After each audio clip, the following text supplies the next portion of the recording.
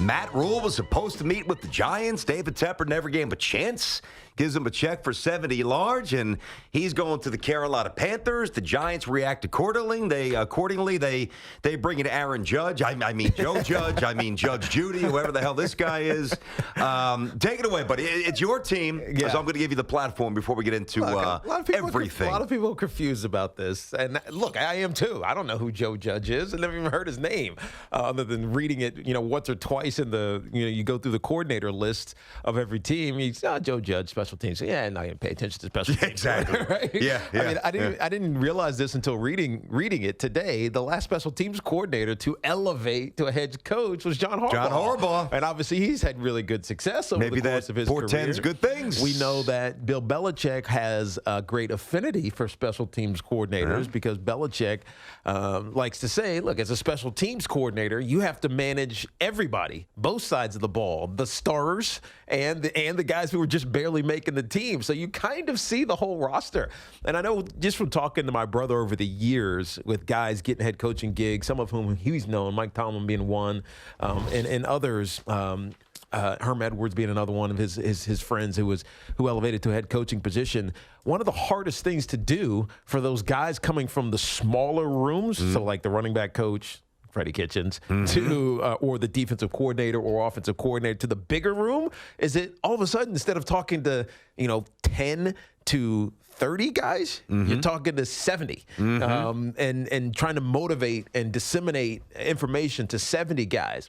And some regards, I'm actually feeling a little bit confident that Joe Judge knows how to talk to the entire room as opposed to just a small room because of the inexperience. And now we get to the things that you worry about a little bit. He's never been a head coach.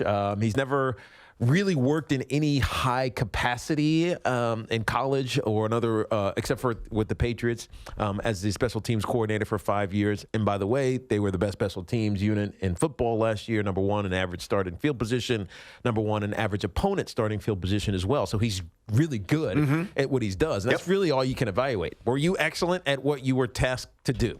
The answer was yes. Also had the receivers, though. And he had the receivers who were pretty terrible. Which kind of offsets the... I agree. It was only 1 year with him, but you know what I mean. It's And he's getting some pretty good receivers, by the way. He's getting some good receivers. I think he's going to get some good talent on the offensive side of the ball for the New York Giants. But the question is going to be, were the Giants forced into this because they didn't get a chance to interview Matt Rule? And it's interesting because I try to look at this as from a draft board perspective. Right, you have your wish list, right?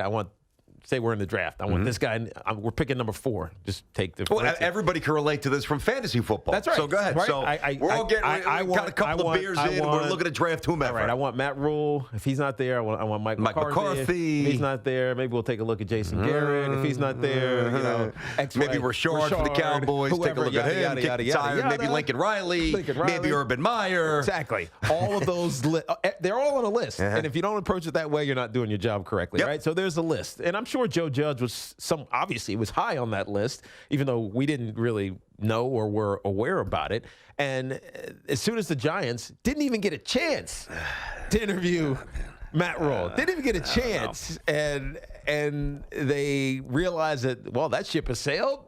We got to go with the next person on the list. Since everybody's we forgot about Ron Rivera. And Ron Rivera.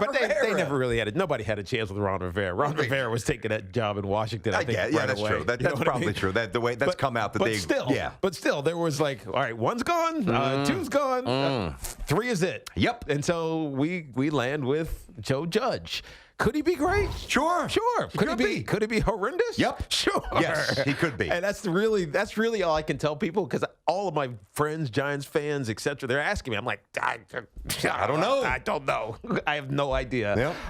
But I like him. He's known for some discipline. He's got a good, fresh, young face. 38 years old. He's the youngest of the candidates. Yep. I guess I'll be excited about it. And that's all you can say until you know. That's confirmed or otherwise. I would never denigrate Joe Judge because he very well could be the next Belichick. You just don't know. What I do know I'm very taken back by the process. Like, the process is just strange. And I really think, from the Giants' point of view, I think it's been strange since. But hasn't this offseason felt strange for the entire.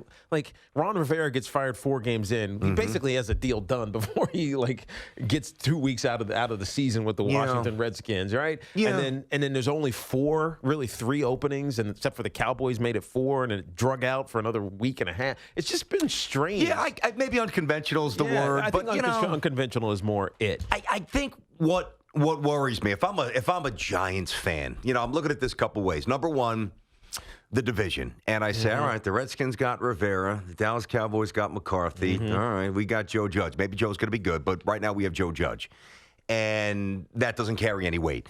Doesn't mean he's not the guy, but right now carries no weight. The process, I'm turned off by the process. I don't love that Gettleman's still here. You know that.